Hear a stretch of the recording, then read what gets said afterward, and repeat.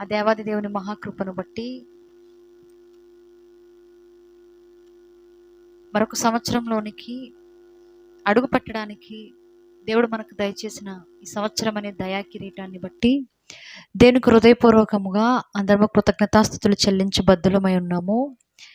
ఈ సంవత్సరంలో దేవుడు మరలా మనల్ని వాక్యం ధ్యానించుకోవడానికి ఇచ్చినటువంటి అవకాశమును బట్టి దేవునికి చిన్న ప్రార్థన చేసుకుని దేవుడిచ్చిన సమయాన్ని సద్వినియోగం చేసుకునే ప్రయత్నం చేద్దాము. ప్రార్థన.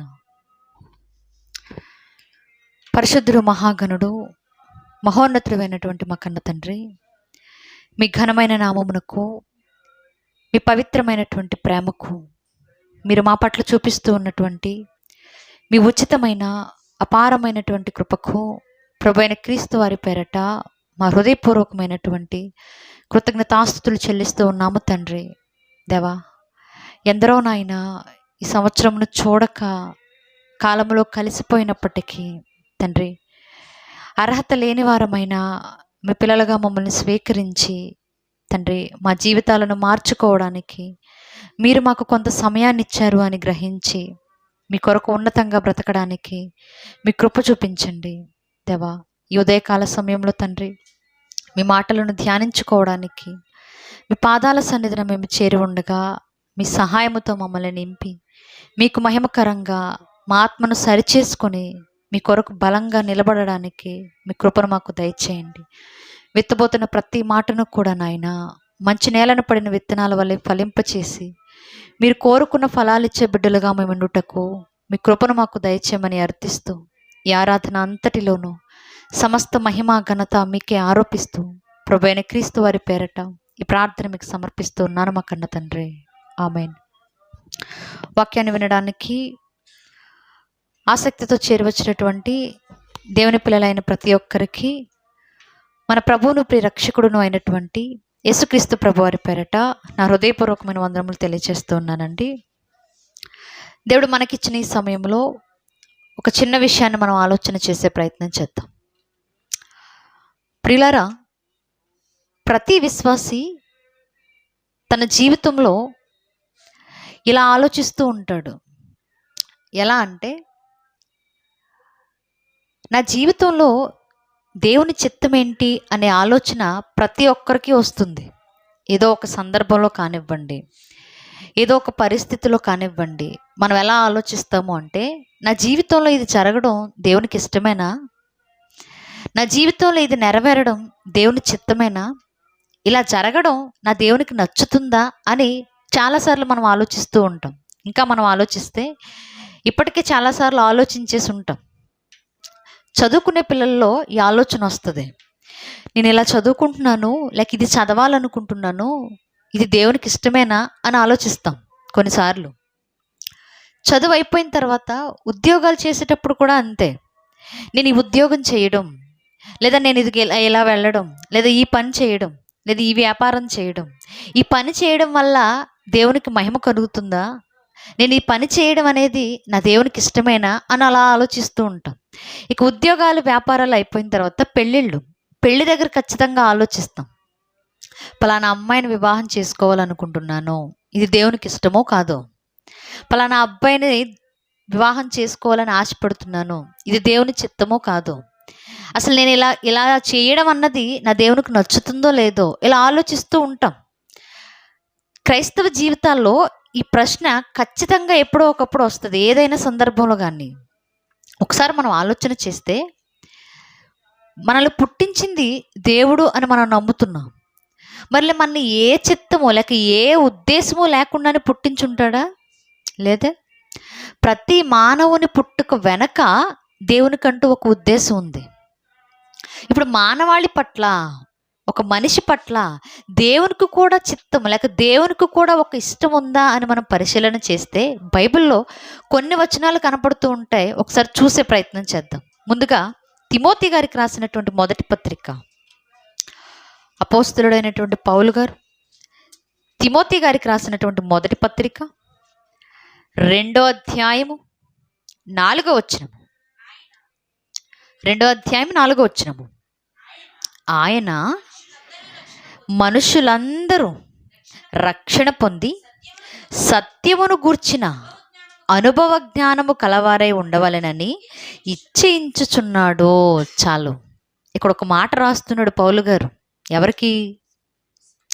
తన ఆత్మీయ కుమారుడుగా ఉన్నటువంటి తిమోతి గారికి లెటర్ రాస్తూ ఆ పత్రికలో ఒక మాట తెలియజేస్తూ ఉన్నాడు కదా. దేవుడు మనుషులందరూ రక్షణ పొంది, ఎవరందరూ? కేవలం కొన్ని కులాల వాళ్ళు మాత్రమే అనట్లేదు, కొన్ని మతాల వాళ్ళు మాత్రమే అనట్లేదు, లేక బాగా ఎర్రగా ఉన్నవాళ్ళే అనట్లేదు, పలానా దేశానికి చెందిన వాళ్ళు మాత్రమే అనట్లేదు. మనుషులందరూ అంటే భూమి మీద మానవునిగా జన్మించిన ప్రతి ఒక్కరూ, ఏ కులమైనా, ఏ మతమైనా, ఏ జాతి అయినా, ఏ వర్గమైనా, ఏ భేదము లేదు, మనుషులందరూ రక్షణ పొందాలి. నెంబర్ 1 ఏంటది? రక్షణ. రక్షణ పొంది తర్వాత ఏం చేయాలట? సత్యమును గూర్చిన అనుభవ జ్ఞానము కలవారై. దేనిని గూర్చిన అనుభవ జ్ఞానం? నువ్వు రక్షణ పొందిన తర్వాత, ఆ రక్షణ మార్గంలోకి వచ్చిన తర్వాత సత్యాన్ని అన్వేషించడంలో నీకంటూ అనుభవ జ్ఞానం రావాలి. అనుభవ జ్ఞానం అంటే ఎక్స్పీరియన్స్. ఇప్పుడు దేవునిలోనికి వచ్చిన తర్వాత ఆ వాక్యాన్ని గూర్చిన అనుభవం, దేవుని గూర్చిన అనుభవం, సత్యాన్ని తెలుసుకున్నటువంటి ఆ అనుభవ జ్ఞానం అనేది నీకు రావాలి అని కోరుకుంటున్నాడు అంటున్నాడు. ఇచ్చ అంటే అర్థం ఏంటి? ఇచ్చ అంటే కోరిక, లేదా ఇష్టం, లేదా వాంఛ. ఇవన్నీ పర్యాయ పదాలు. ఇప్పుడు దేవుడు మనుషులందరూ రక్షణ పొంది సత్యమును గూర్చిన అనుభవ జ్ఞానము కలవారై ఉండాలి అని దేవుడు ఇష్టపడుతున్నాడు అని మాట్లాడుతున్నాడు భక్తుడు. ఒకసారి ఈ వచనాన్ని మనం ఆలోచన చేసే ప్రయత్నం చేద్దాం. మనుషులందరూ రక్షణ పొందాలి అనేది దేవుని నిర్ణయం అయితే, మనుషులందరూ రక్షణలోనికి రావాలి అన్నది దేవుని చిత్తమైతే, ఒక మనిషి అసలు రక్షణలోకి ఎలా వస్తాడు? తెలిసింది చెప్పండి. ఒక మనిషి రక్షణలోనికి వచ్చాడు అని మనం ఎలా చెప్తాం? ఎలా చెప్తాం? కొత్త సంవత్సరం మాట్లాడితే బాగుంటుంది. ఒక మనిషి రక్షణలోనికి వచ్చాడు, రక్షణ పొందాడు, రక్షింపబడ్డాడు అని ఎలా చెప్పగలం మనం?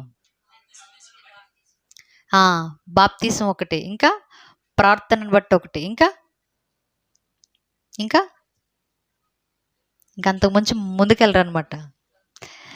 ఒక మనిషి రక్షణలోనికి వచ్చాడు అని ఎలా తెలుస్తుంది అంటే, కేవలం ప్రవర్తనను చూసి తెలీదు, కేవలం బాప్తీస్మం తీసుకున్నంత మాత్రాన కూడా తెలీదు.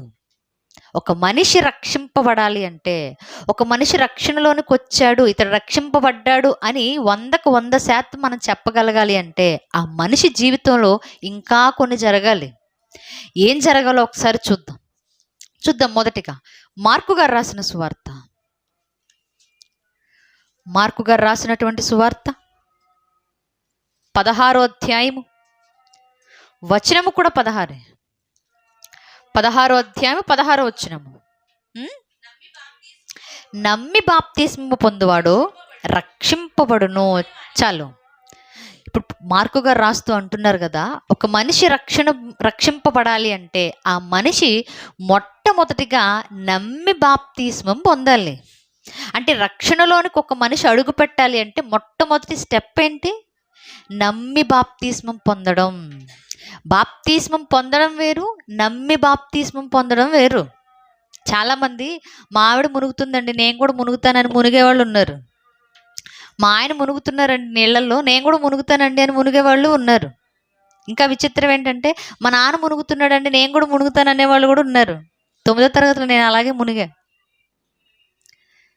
అంటే ఈ మనసులో ఏ ఉద్దేశం లేకుండా, దేవుని గురించి తెలియకుండా, దేవుని గురించిన అవగాహన లేకుండా, నీళ్లల్లో మునిగి లేస్తే రక్షణలోనికి వస్తాము అనుకునేవాళ్ళు ఎప్పటి నుంచో ఉన్నారట, మొట్టమొదటి శతాబ్దం నుండే. అందుకే మార్కు గారు పత్రిక రాస్తూనే ఆయన మాటల్లో అంటున్నాడు కదా, బాప్తిస్మం పొందడం కాదు, నమ్మి బాప్తిస్మం పొందిన వాడే రక్షణలోనికి వస్తాను అంటున్నాడు. అంటే నువ్వు బాప్తిస్మం పొందే ముందు, నీళ్లలో మునిగే ముందు, ప్రభు రక్తంలో కడుక్కునే ముందు ఒక విషయాన్ని నువ్వు దృఢంగా నమ్మాలి అని తెలియజేస్తున్నాడు. అంటే బాప్తిస్మాని కంటే ముందుగా ఒక విషయాన్ని నువ్వు నమ్మి నీళ్లలో మునగడం నేర్చుకో. ఒక విషయాన్ని నువ్వు నమ్మి అప్పుడు బాప్తిస్మం తీసుకోవడానికి సిద్ధపడు అంటున్నాడు. ఏ విషయాన్ని నమ్మాలట మరి? నమ్మమన్నాడు, ఓకే. దేన్ని నమ్మాలి చూద్దాం మరొక మాట ఒకసారి. రోమీలకు రాసిన పత్రిక 10వ అధ్యాయము 9వ వచనము. 10వ అధ్యాయం 9వ వచనం. ఏదేమనగా నమ్మమన్నాడు కదా ఇందాక. నమ్మి బాప్తిస్మం పొందినవాడే రక్షణలోనికి వస్తానన్నాడు కదా. ఆ నమ్మేది ఏంటయ్యా అంటే చెప్తున్నాడు కదా, యేసు ప్రభు అని నీ నోటితో ఒప్పుకొని దేవుడు మృతులలో నుండి ఆయనను లేపెనని నీ హృదయమందు విశ్వసించిన ఎడల నీవు రక్షింపబడుదువు. నువ్వు మొట్టమొదటగా బాప్తిస్మం తీసుకోవాలని నీకు తెలియగానే, ఆ బాప్తిస్మం తీసుకోవడానికి ముందు నువ్వు ఒక విషయాన్ని మనసులో నమ్మడం మొదలవ్వాలి. ఏ విషయం అని చెప్తున్నాడు? యేసు ప్రభువు అని నీ నోటితో నువ్వేం చేయాలి? ఒప్పుకోవాలి. ఆ మొదటి శతాబ్దంలో యేసు అనేటటువంటి ఆయన వేరు, క్రీస్తు అనేటటువంటి ఆయన వేరు అని ఎదురు చూసేవాళ్ళు. అంటే యేసు అనే ఆయన మన కళ్ళ ముందు కనబడుతున్నాడు, క్రీస్తు అనేటటువంటి ఆ అభిషిక్తుడు, ఆ పరిపాలకుడు, ఆ రాజు ఇంకా రావాల్సి ఉంది, ఆయన వచ్చినప్పుడు చూద్దాంలే అనుకుంటున్నారట ఆనాటి ప్రజలు.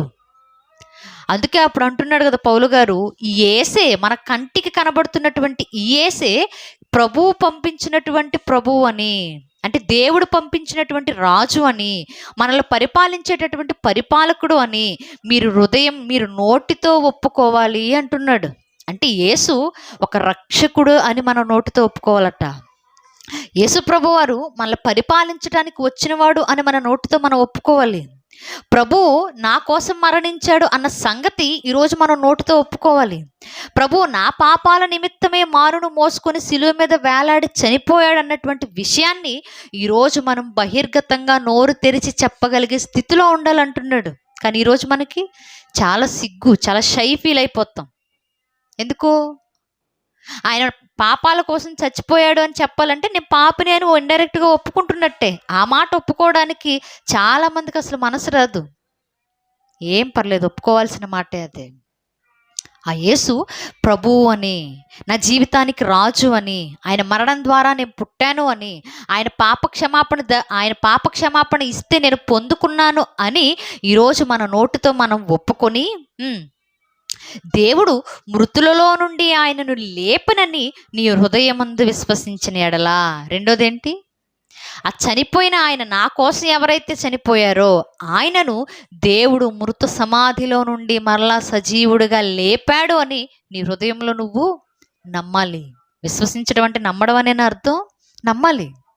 ఏ ప్రభు అయితే నా కోసం చనిపోయాడో, ఏ ప్రభు అయితే నా కోసం రక్తం కార్చాడో, ఏ ప్రభు అయితే నా మీద బాధలు అనుభవించి నా కోసం చనిపోయాడో ఆయనను అలా ఉంచక దేవుడు మరలా 3వ దినాన మహిమ దాపంతో లేపాడన్న సంగతి, మహిమ శరీరాన్ని ధరింపచేశాడన్న సంగతి ఈరోజు మన హృదయంలో మనం విశ్వసించాలి. ఎందుకు తెలుసా? మనం కూడా ప్రభు కోసం చనిపోతే మరలా మహిమ దేహాలతో లేచే రోజు ఒకటి ఉంది. నా జీవితంలో కూడా అలా జరుగుతుంది. ప్రభువు కోసం నేను బ్రతికి చనిపోయినప్పుడు దేవుడు మరలా నన్ను ప్రభువుతో కూడా లేపుతాడనే సంగతి నీకు తెలియాలి. ఆ తెలిసిన దానిని నీ హృదయంలో విశ్వసించాలి, నమ్మాలి. నమ్మిన వాడు రక్షింపబడును అన్నాడు. అంటే ఒక మనిషి రక్షణలోనికి రావాలి అంటే నీళ్లలో మునిగితే సరిపోదు. అందరూ మునుగుతున్నారు కదా అని మునిగితే సరిపోదు. ఇంకా పెళ్లి టైం వచ్చేసింది కదా అని మునిగితే సరిపోదు. పెళ్ళంటే ఖచ్చితంగా బాప్తీసం ఇస్తారండి మా సంఘాల్లో, ఖచ్చితంగా మునగాల్సిందే అని నామకార్థంగా మునిగితే సరిపోదట. నువ్వు రక్షణలోనికి రావాలి అంటే బాప్తిస్మం వరకు వెళ్ళాలి. బాప్తిస్మం తీసుకోవాలి అంటే ప్రభువు నీ కోసం చనిపోయాడన్న సంగతి నువ్వు నమ్మాలి. ఆ చనిపోయిన ప్రభువును దేవుడు మరలా లేపాడన్న విషయాన్ని నువ్వు హృదయంలో గట్టిగా విశ్వసించాలి. ఏదో ఒకరోజు నేను కూడా లేస్తానని ఎప్పుడైతే నువ్వు బాప్తిస్మం తీసుకుంటావో అప్పుడు రక్షణ మార్గంలో నువ్వు ఒక్క అడుగు వేసినట్టు లెక్క. ఒక్కడుగే.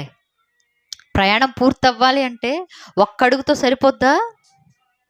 ఒక్కడుగు అలా వేసేసి సైలెంట్గా అక్కడ నుంచుంటే సరిపోద్దా? ప్రయాణం అంటే కొనసాగించాలి. ప్రయాణం అంటే జరగాలి, కొంతకాలం గడవాలి. ఇప్పుడు రక్షణ ప్రయాణం కూడా అంతే. మనవాళ్ళు చేసే తప్పు ఏంటంటే, నేను బాప్తీసం తీసుకున్నానండి ఇక చాలు అని ఎవరికి నచ్చినట్టు వాళ్ళు బతుకుతారు.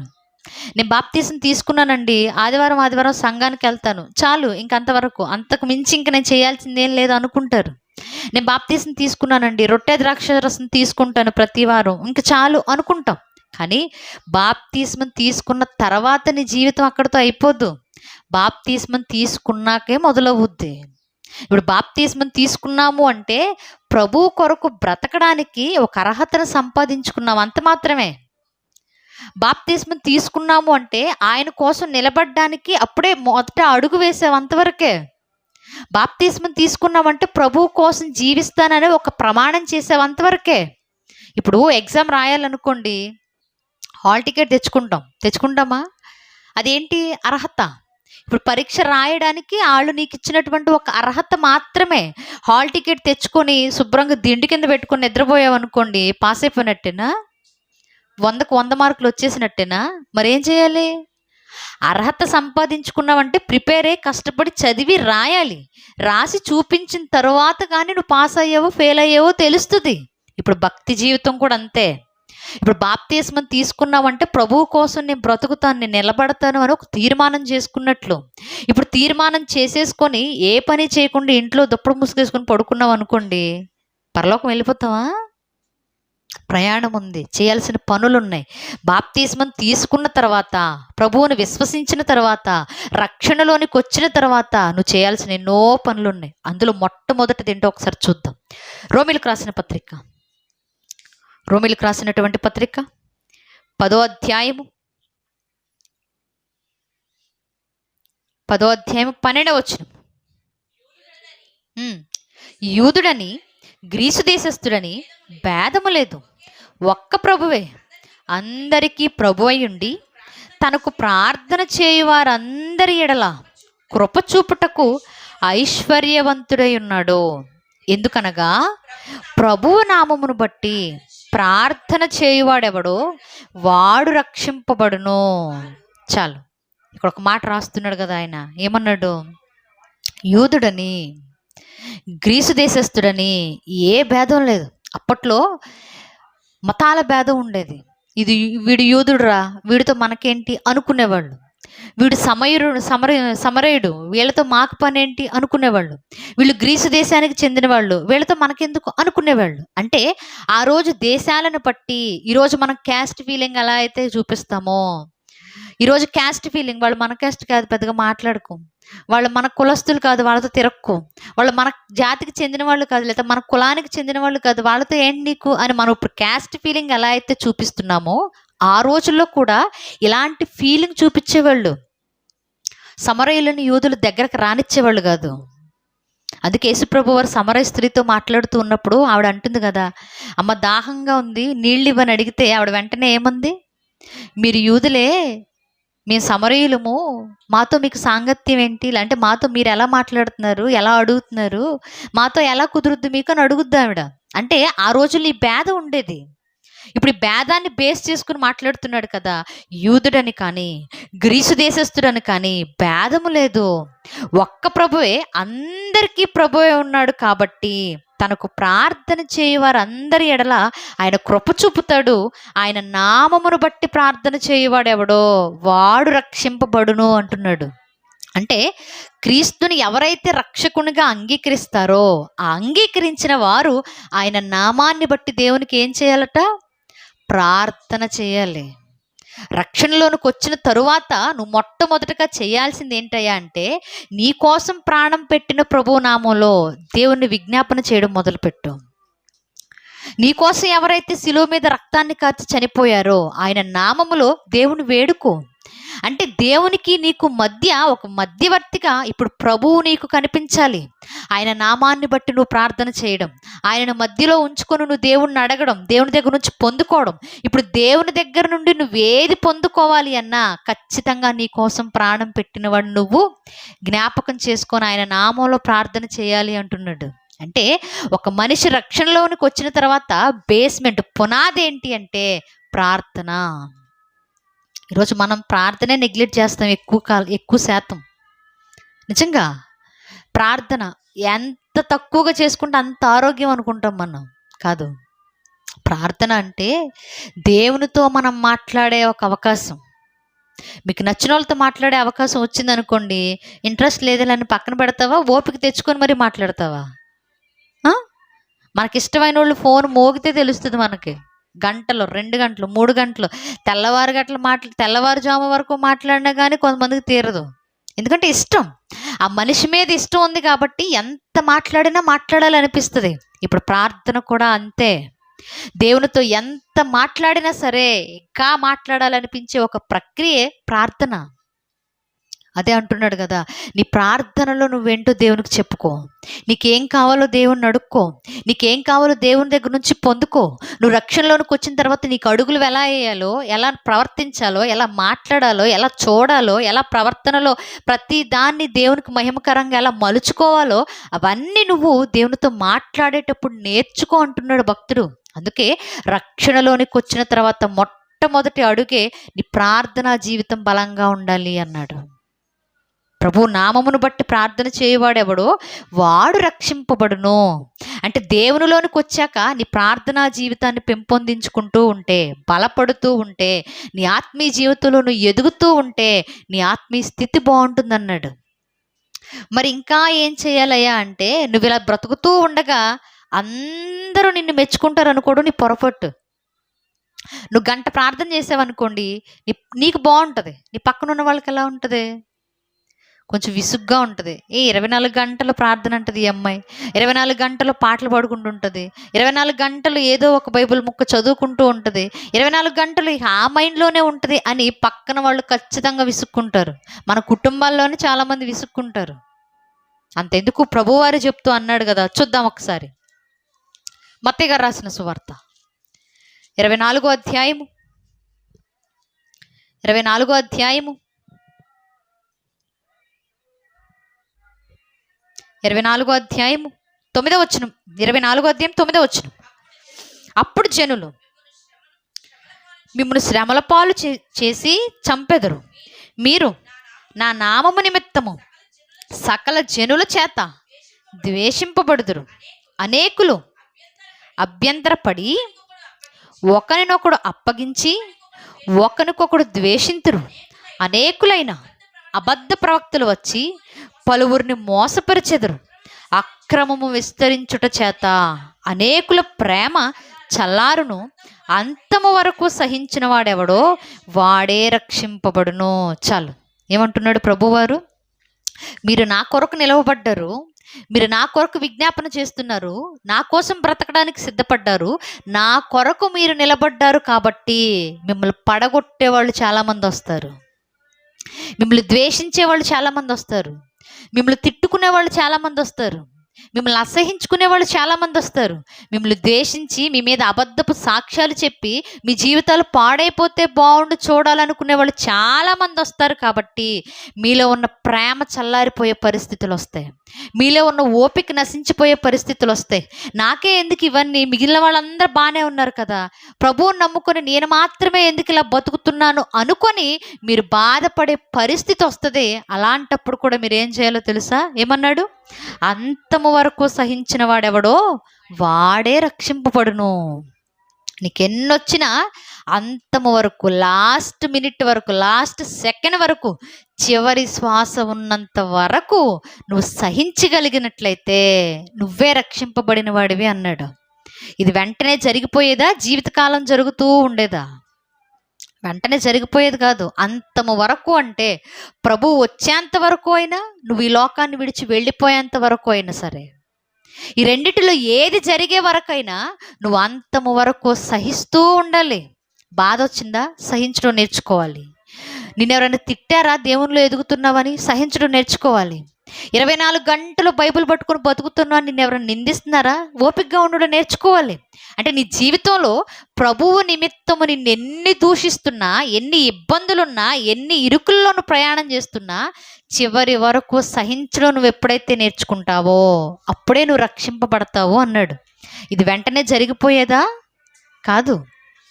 నువ్వు రక్షణలోనికి వచ్చినప్పుడు తీసుకున్న ఆ వాగ్దానము, ప్రభు కొరకు నిలబడతాడని చేసినటువంటి ఆ తీర్మానము, నువ్వు మరణించే వరకు సహిస్తూ బతకడం నేర్చుకున్నప్పుడే అది పూర్తవుతున్నట్లు లెక్క.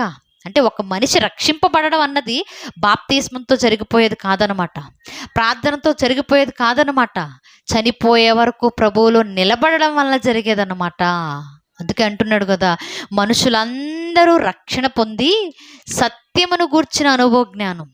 రక్షణ పొందే ఓకే, రక్షణ పొందిన తరువాత నువ్వు ఎప్పుడైతే సహించడం నేర్చుకుంటావో, నువ్వు ఎప్పుడైతే వాక్యంలో ఎదగడం నేర్చుకుంటావో, నువ్వు ఎప్పుడైతే దేవుని ప్రతి పనిలో దేవుని ముందు పెట్టడం నేర్చుకుంటావో, ఆ ప్రయాణంలో నువ్వు అనుభవ జ్ఞానాన్ని సంపాదించుకుంటావు. అప్పుడు వస్తుంది అనుభవం. ఇప్పుడు మనకు అనుభవం రావాలనుకోండి, కాలేజీలో జాయిన్ అయిపోగానే వస్తుందా? ఏదైనా ఉద్యోగంలో జాయిన్ అవ్వగానే వస్తుందా? జాయిన్ అయిన తర్వాత ఒక 4-5 సంవత్సరాలు నువ్వు పని చేస్తూ ఉండగా వస్తుంది. అది ఎక్స్పీరియన్స్ అంటే, అది అనుభవం అంటే. ఇప్పుడు దేవునిలో కూడా అంతే. నువ్వు రక్షణ తీసుకొని, బాప్తిస్మం తీసుకొని వచ్చిన తర్వాత నువ్వు ప్రార్థన చేస్తూ, వాక్యాన్ని చదువుకుంటూ, నలుగురికి చెబుతూ, నిన్ను నువ్వు సరిచేసుకుంటూ, పడిపోయినా సరే కొన్నిసార్లు లేచి నిలవబడి మరలా దేవుని కోసం ప్రయాసపడుతున్నప్పుడు నీకు అనుభవాలు వస్తాయి. అప్పుడు జ్ఞానం వస్తుంది. అప్పుడు ఏ పని ఎప్పుడు చేయాలో తెలుస్తుంది, ఎప్పుడు ఎలా ప్రవర్తించాలో తెలుస్తుంది. ఈ అనుభవ జ్ఞానాన్ని నువ్వు సంపాదించుకోవాలి అని దేవుడు ఎప్పుడు ఇష్టపడుతున్నాడట? నిన్ను పుట్టించినప్పుడే ఇష్టపడుతున్నాడు. అంటే మనుషులందరూ రక్షణ పొంది అనుభవ జ్ఞానంతో ఎదిగి మరలా నా దగ్గరకు నా పిల్లలు రావాలి అన్నది ఆ దేవాది దేవునికి ఉన్నటువంటి సంకల్పం, చిత్తం, ఇష్టం. అంటే ఒక మనిషి ఆత్మీయ స్థితి బాగుండాలి అన్నది దేవుని కోరిక. కానీ ఇవి వదిలిపెట్టి మనం ఏమనుకుంటాం? చదువుకుంటున్నాను, నచ్చిద్దో లేదో, నీకు నచ్చితే చాలు నువ్వు చదువుకునేది. నువ్వు చదువు అనేది నీకు ఉపయోగపడి నిన్ను మంచి స్థితిలో నిలబెట్టగలిగితే చాలు. ఉద్యోగం చేస్తున్నాను, దేవుడికి నచ్చిద్దో లేదో, నువ్వే ఉద్యోగం చేసినా ఆ ఉద్యోగంలో నిజాయితీగా సంపాదించడం నేర్చుకుంటే దేవుడికి ఖచ్చితంగా నచ్చుతుంది. నిన్ను నువ్వు కోల్పోకుండా, నిన్ను నువ్వు పాడు చేసుకోకుండా, నిన్ను నువ్వు దేవునికి అప్పగించుకొని ఏ ఉద్యోగంలో నిజాయితీగా నిలబడినా అది దేవునికి నచ్చేదే. ఇంకా వివాహం అంటావా?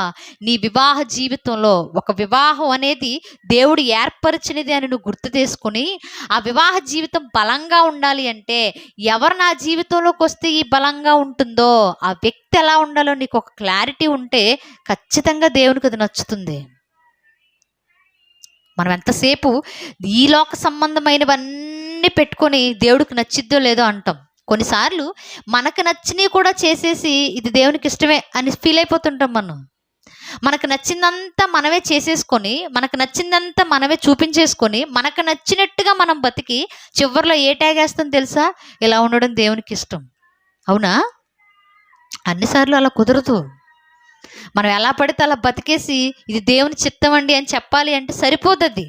సౌలు గారిలా అనిపిస్తుంది. సౌలు గారి సందర్భంలో ఒక విషయాన్ని మనం జ్ఞాపకం చేసుకునే ప్రయత్నం చేద్దాం. సౌలు గారి జీవితం మనం చాలాసార్లు చూసిందే, కానీ ఆయన జీవితంలో పడిపోయే పరిస్థితి ఎలా వచ్చిందయ్యా అంటే ఒకేసారి ఏమో రాలేదు. ఈ రక్షణ మార్గం అన్నది మనం ఆలోచన చేస్తూ ఉంటే సౌలు గారికి సరిగ్గా సరిపోతుంది. ఎందుకంటే సౌలు గారి కుటుంబం చాలా చిన్న కుటుంబం, ఎన్నిక లేని కుటుంబం, ఎక్కడో అట్టడుగున ఉన్నటువంటి స్థాయి సౌలు గారిది. ఇప్పుడు అలాంటి స్థాయిలో ఉన్న ఆయనను ఇశ్రాయేలీయులు అనేటటువంటి తన గొర్రెల మీద, అంటే దేవుడు ప్రేమించినటువంటి తన పిల్లల మీద, దేవుడు ఏర్పాటు చేసుకున్నటువంటి ఆయన ప్రజల మీద ఒక రాజు స్థాయిలో నిలబెట్టాడు అంటే సౌలు గారిని దేవుడు రక్షణలోనికి తీసుకున్నాడనేనా? దేవుడు తన కాపుదలలో పెట్టుకున్నాడనేనా? దేవుడు తనను కాపాడుతూ ఉన్నాడనేనా? ఇప్పుడు అంత గొప్ప స్థాయిలో పెట్టాడు అంటే ప్రభువు ఆయనను చూశాడు, సౌలుని ఇష్టపడ్డాడు, సౌలు రక్షణ మార్గంలో ఉండాలనుకున్నాడు.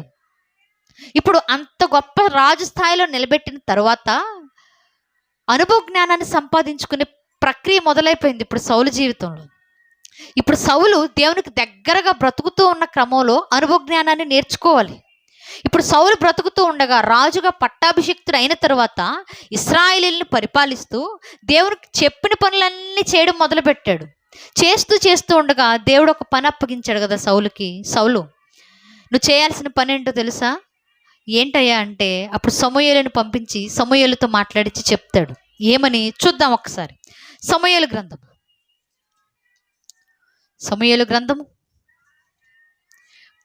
15వ అధ్యాయము, మొదటి గ్రంథము సమూయేలు మొదటి గ్రంథం 15వ అధ్యాయం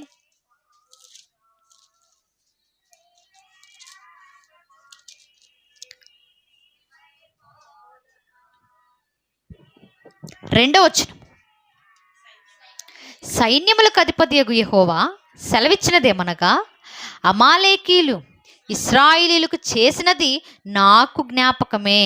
వారు ఐగుప్తులో నుండి రాగానే అమాలేకీలు వారికి విరోధులై మార్గమందు వారి మీదకు వచ్చిరి. కాబట్టి నీవు పోయి కనికరింపక అమాలేకీయులను హతము చేయుచు పురుషులనేమి, స్త్రీలనేమి, బాలులనేమి, పసిపిల్లలనేమి, ఎద్దులనేమి, గొర్రెలనేమి, ఒంటెలనేమి, గార్ధవములేమి అన్నిటినీ హతము చేసి వారికి కలిగినదంతయు బొత్తిగా పాడు చేసి అమాలేకీయులను నిర్మూలము చేయమని చెప్పెను. చాలు. ఇప్పుడు వెంటనే దేవుడు సమూయేలును పిలిచి సమూయేలుతో మాట్లాడి, సమూయేలు, నువ్వు సౌలుతో ఇలా చెప్పు. ఎలా చెప్పను ప్రభువా? ఇదిగో సైన్యములకు అధిపతియగు యెహోవా సెలవిచ్చింది ఏంటి అంటే, చెప్పింది ఏంటి అంటే, అమాలేకీయులు ఇశ్రాయేలుకు చేసినది నాకు జ్ఞాపకం ఉంది. ఏం చేశారు వారు? మీరు ఇంటికి వెళ్ళిన తర్వాత చదవండి. నిర్గమాకాండం 17వ అధ్యాయంలో కనపడుతుంది కదా. ఇశ్రాయేలీలు ఐగుప్తులో నుండి బయటకు వచ్చేసిన తర్వాత కనానుకు చేరుకోవాలి. ఇప్పుడు కనానుకు చేరుకునే క్రమంలో ఎన్నో దేశాలు, ఎన్నో ప్రాంతాలు దాటి వాళ్ళు ప్రయాణం చేయాలి. అలా ప్రయాణం చేయాల్సిన పరిస్థితి వచ్చినప్పుడు అమాలేకీయుల ప్రాంతాన్ని దాటాల్సిన స్థితి వచ్చింది ఇశ్రాయేలీలకు. అలాంటి పరిస్థితుల్లో అమాలేకీయులు దారిచ్చేశారనుకోండి, ఇశ్రాయేలీలు చక్కగా నడుచుకుంటూ వెళ్ళిపోయేవాళ్ళు, ప్రయాణం కొనసాగేది, అన్ని బాగుండేవి. అలా కాకుండా అమాలేకీయులు అసూయ పెట్టుకొని ఇశ్రాయేలీలు వెళ్ళడానికి వీల్లేదు అని వాళ్ళ ప్రాంతంలో కాలు పెట్టకుండా చేశారు. వారు చేసినప్పుడు దేవుడు వారిని జ్ఞాపకం చేసుకొని ఇప్పుడు సౌలుతో మాట్లాడుతూ అంటున్నాడు కదా, ఒకనాడు ఇశ్రాయేలీలకు అమాలేకీయులు చేసింది నాకు ఇంకా జ్ఞాపకం ఉంది.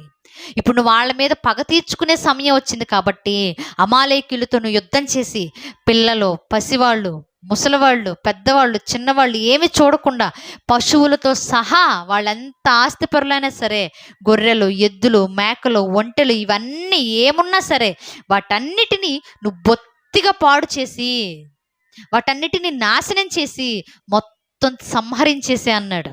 ఇప్పుడు అన్న తరువాత సౌలు ఇప్పుడు ఇశ్రాయేలీయులు బలవంతులందరినీ వెంట పెట్టుకొని యుద్ధం చేయడానికి బయలుదేరి వాళ్ళతో యుద్ధం చేయడానికి వెళ్ళి వాళ్ళందరితో యుద్ధం చేస్తూ ఏం చేస్తున్నాడో చూద్దాం ఒకసారి. 9వ వచనం. సౌలును జనులను కూడి అగగును, గొర్రెలలోను, ఎడ్లలోను, క్రొవ్విన గొర్రె పిల్లలను మొదలైన వాటిలోను మంచి వాటిని నిర్మూలము చేయక కడగా నుంచి పనికిరాని నీచు పశువులన్నిటినీ నిర్మూలము చేసిరి. చాలు. ఇప్పుడు చంపమని దేవుడు చెప్తే వెళ్ళాడు. ఇశ్రాయేలీయులు బాగా సైన్యాన్ని మొత్తాన్ని వెంట పెట్టుకొని వెళ్ళాడు, బలవంతులను వెంట పెట్టుకొని వెళ్ళాడు, ధైర్యవంతులను వెంట పెట్టుకొని వెళ్ళాడు. వెళ్ళిన తర్వాత ఆ అమాలేకీయుల్లో బలమైన వాటిని ఏవి చంపకుండా నీచమైన వాటిని, రేపో మాపో చచ్చిపోతాయి అన్న వాటిని, ఇక వీటిని అనవసరంగా కొట్టడం కూడా వేస్టే, కొంచెం ఒక 2 నిమిషాలు అయితే ఊపిరి తీసుకోవడం కూడా కష్టంగా ఉండి చచ్చిపోతాయి అనుకున్న వాటిని, అలాంటి వాటన్నిటిని చంపి బలంగా ఉన్న వాటిని, క్రొవ్విన వాటిని, శ్రేష్టమైన వాటిని, బాగా పుష్టిగా ఉన్న వాటిని అన్నిటినీ చంపకుండా వదిలిపెట్టి తెచ్చాడట. ఎవరో జనులు తీసుకొచ్చారు, సౌలు కూడా తీసుకొచ్చాడు. 9వ వచనంలో అదే కనపడుతుందా, సౌలును జనులను. అంటే సౌలు సపరేట్గా బాగా పుష్టిగా ఉన్నవేడియో అవి సపరేట్ చేశాడు.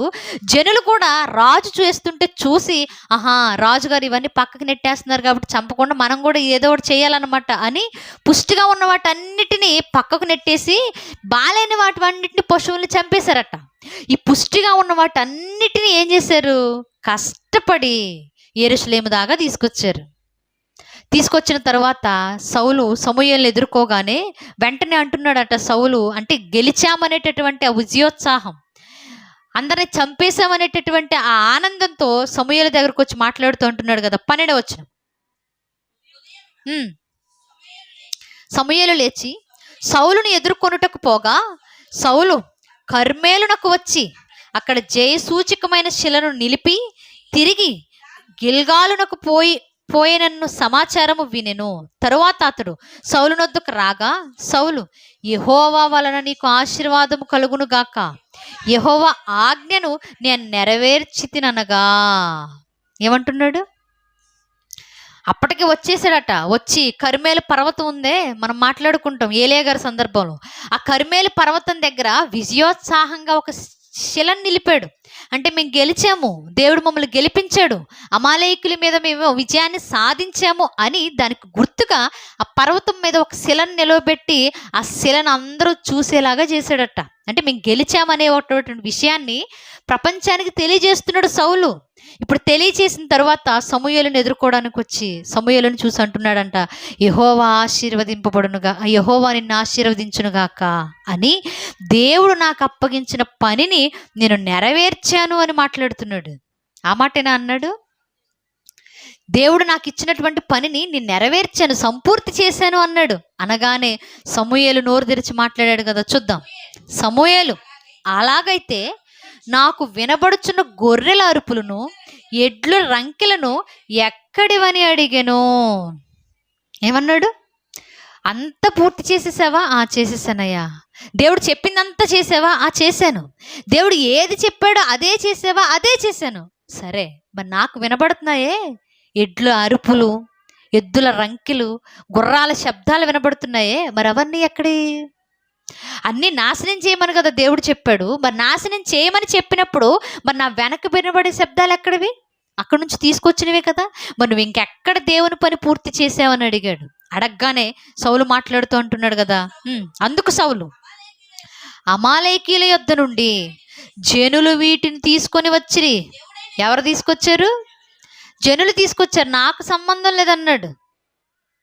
అసలు రాజు ఎప్పుడైతే బలిష్టంగా ఉన్నాయో, పుష్టిగా ఉన్నాయో, ఆ పశువులన్నిటిని చంపకుండా పక్కకు పెట్టేయడం చూసి జనులు కూడా అదే పని చేస్తే, ఇప్పుడు సమూయేలు అడిగేసరికి అంటున్నారు కదా, నేను తీసుకురాలేదు, ఆ శపించినటువంటి పశువుల్ని నేను తీసుకురాలేదు, చంపేమన్న దేవుడు చెప్పినటువంటి పశువుల్ని నేను తోలుకురాలేదు, దేవునికి బలి అప్పగించడానికే, దేవుని ఎదుట బలిగా అర్పించడానికే ఇశ్రాయేలీయులని జనులు తీసుకొచ్చారని మాట్లాడుతున్నాడు.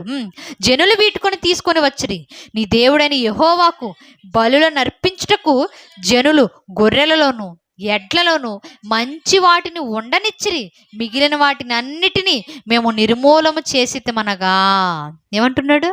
నాకు సంబంధం లేదు, దేవుడు చెప్పిన పని నేనైతే చేశాను, కానీ మనుషులు వీటన్నిటినీ దేవునికి బలివ్వడానికి, దేవునికి అర్పించడానికి, దేవుని కొరకు చంపడానికి ఇంత దూరం కష్టపడి తీసుకొచ్చారన్నారట.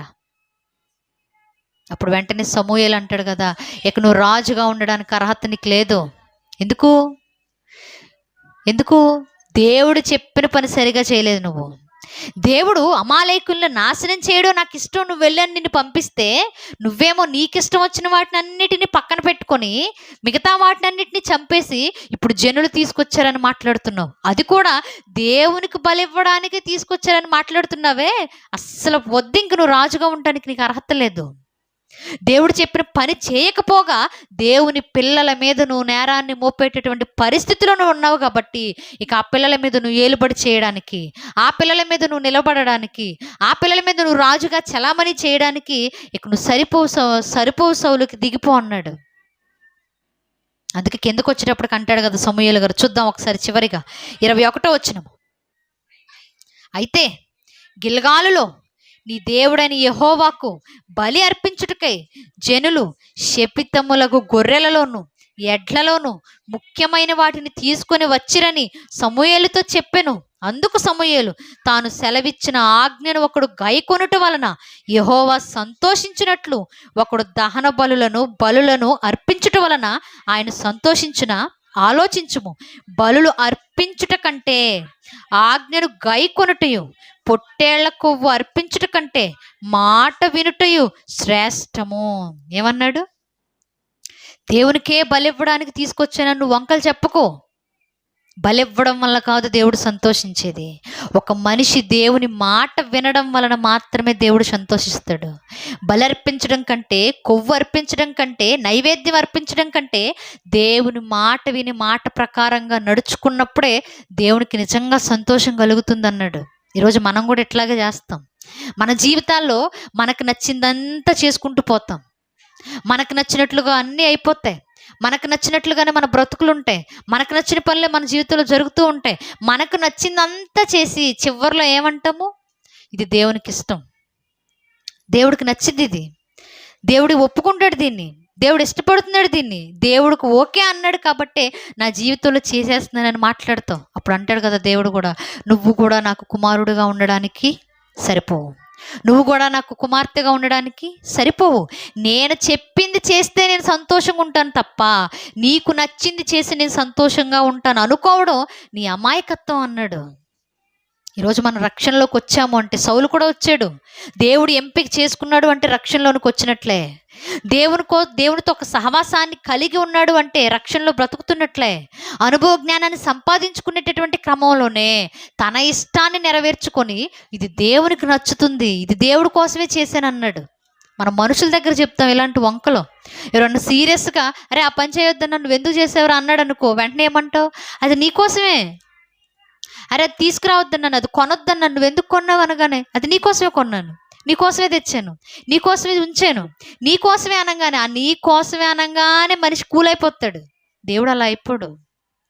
నేను చెప్పిన మాట ప్రకారంగా నువ్వు బ్రతికితే, నేను చెప్పిన మాట ప్రకారంగా నువ్వు చేస్తే, నా ఆజ్ఞను నువ్వు గైకొని బ్రతికితే అది నాకు సంతోషం తప్ప నీకు నచ్చిందంతా చేసుకుంటూ నాకు నచ్చిందనుకో నువ్వు బ్రతుకుతుంటే అది నీ అమాయకత్వం అన్నాడు. ఈరోజు ఆలోచన చేద్దాం.